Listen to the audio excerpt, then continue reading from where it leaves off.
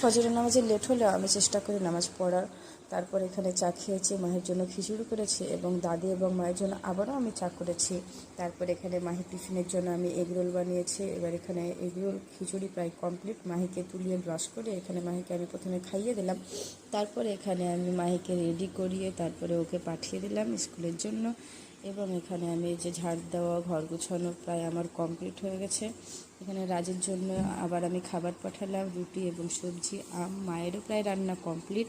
তারপরে আমি একটু রেডি হয়েছি মাহির স্কুলে যাওয়ার উদ্দেশ্যে। রাজ এবং আমরা দুজনেই যাব।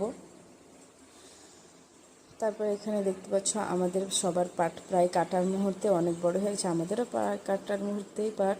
তারপরে মাহির স্কুলে এসে মাহিকে নিয়ে, আজকে প্রচণ্ড মেঘ উঠেছে তাই আমরা সেরকম কোথাও যাইনি, একটু গ্রোসারি শপিং করেছি। আর এখানে যে আইসক্রিম খেতে খেতে দেখতে দিচ্ছি প্রচণ্ড বৃষ্টি হচ্ছে। তাই আজকের ভিডিওটা এই পর্যন্ত। সবাই ভালো থাকো।